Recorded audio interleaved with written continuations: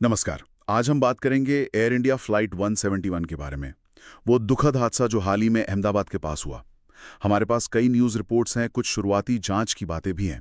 तो आज हम कोशिश करेंगे समझने की कि असल में हुआ क्या था, जांच कहाँ तक पहुंची है और इसका मतलब क्या है।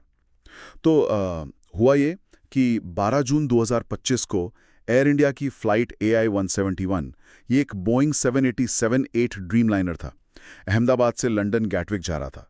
लेकिन दोपहर करीब 1:38 बजे, मतलब टेक ऑफ के कुछ ही देर बाद, विमान मेघानी नगर इलाके में, वहाँ बीजे मेडिकल कॉलेज है, उसके हॉस्टल ब्लॉक पर गिर गया। विमान में कुल 242 लोग थे। इनमें 230 यात्री और 12 क्रू मेंबर शामिल थे। और बेहद दुख की बात है कि विमान में जो 241 लोग थे, उनकी जान चली गई। और जमीन पर भी जहां विमान गिरा, वहां कम से कम 38 लोगों की मौत हुई। मतलब कुल 279 से भी ज्यादा जानें गईं इसमें। लेकिन एक अविश्वसनीय बात भी हुई। एक यात्री इस हादसे में बच गया। शुरुआती रिपोर्ट्स बताती हैं कि विमान ज्यादा ऊपर चढ़ ही नहीं पाया था, मुश्किल से कोई 625 फीट तक, और फिर नीचे आ गया। गिरते ही उसमें भयानक आग लग गई। चारों तरफ घना धुआं फैल गया। जमीन पर तो मंजर बहुत ही भयानक रहा होगा। ऐसी स्थिति में फिर बचाव कार्य कैसे शुरू हुआ होगा? हाँ बिल्कुल, जम्मू पर स्थिति वाकई बहुत गंभीर थी। लेकिन अच्छी बात ये रही कि जो आपातकालीन सेवाएं हैं और खासकर जो पास में मेडिकल कॉलेज के छात्र थे ना। अच्छा, छात्र भी? हाँ, उन्होंने बहुत तेजी दिखाई। उनकी जो तत्काल प्रतिक्रिया थी, उसी ने एक बड़े बचाव अभियान को संभव बनाया। ऐसी स्थिति में ये बहुत मायने रखता है। और वो जो एकमात्र जीवित बचे यात्री हैं, उनकी कहानी तो वाकई हैरान करने वाली है। विश्वास कुमार रमेश ब्रिटिश नागरिक हैं। बताया जा रहा है कि वो एग्जिट रो 11A में बैठे थे। कुछ वीडियो फुटेज भी सामने आए हैं जिनमें वो मलबे से निकलते दिख रहे हैं और उन्हें मामूली चोटें ही आई हैं। हाँ, ये बिल्कुल असाधारण है, किसी चमत्कार से कम नहीं। अब अगर जांच की बात करें तो वो तेजी से आगे बढ़ रही है।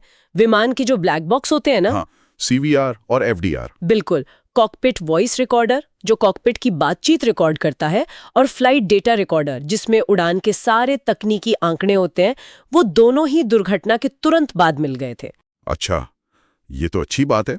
तो इनसे कुछ पता चला कौन जांच कर रहा है इसकी? इनकी जांच भारत की जो विमान दुर्घटना जांच ब्यूरो है, AAIB, वो कर रही है।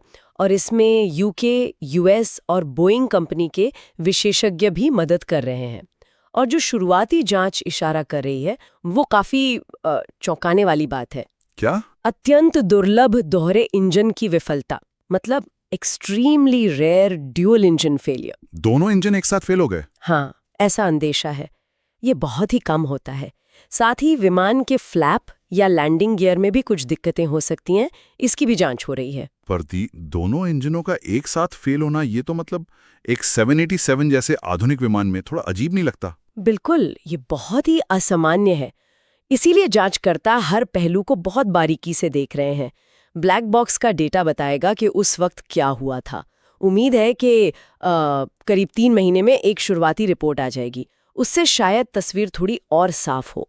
इस दुर्घटना का विमानन इतिहास के लिहाज से क्या महत्व है? मतलब 787 के लिए ये कितना बड़ा झटका है? देखिए, ये एक बहुत बड़ी घटना है। बोइंग 787 ड्रीम लाइनर पिछले करीब 16 सालों से उड़ रहा है। हाँ, और इसके इतिहास में ये पहली घातक दुर्घटना है। और पहली बार ऐसा हुआ है कि विमान पूरी तरह नष्ट हो गया हो, जिसे एविएशन की भाषा में हल लॉस कहते हैं। अच्छा।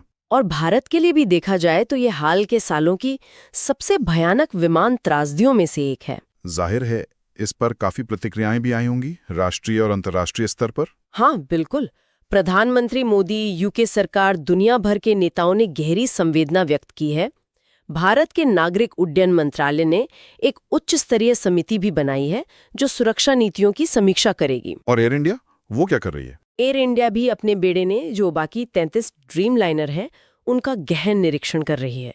ये घटना एक तरह से फिर से याद दिलाती है कि एविएशन सेफ्टी प्रोटोकॉल कितने जरूरी हैं और उनकी लगातार समीक्षा होनी ही चाहिए। तो अगर हम संक्षेप में देखें तो एक भयानक त्रासदी हुई है। जांच फिलहाल दोहरे इंजन की विफलता की तरफ इशारा कर रही है। 787 ड्रीम लाइनर के इतिहास में ये एक अहम मोड़ है और इसने सुरक्षा प्रक्रियाओं पर फिर से सबका ध्यान खींचा है। बिल्कुल सही।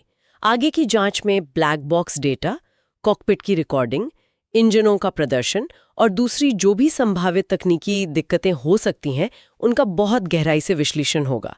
जैसा मैंने कहा, पहली रिपोर्ट तो कुछ महीनों में आएगी, लेकिन अंतिम नतीजे आने में ज्यादा वक्त लग सकता है और तब तक बाकी 787 विमानों का निरीक्षण भी चलता रहेगा। जाते जाते एक सवाल मेरे मन में आ रहा है कि 787 जैसा इतना आधुनिक, इतना तकनीकी रूप से उन्नत विमान, उसमें दोहरे इंजन की विफलता जैसी इतनी दुर्लभ चीज अगर होती है, तो ये विमान के अपने डिजाइन के बारे में या उसके रखरखाव के जो तरीके हैं या फिर पायलटों की ट्रेनिंग, इन सब के बारे में क्या कुछ बड़े सवाल खड़े करती है जिनका जवाब शायद आगे की जांच में ढूंढना होगा?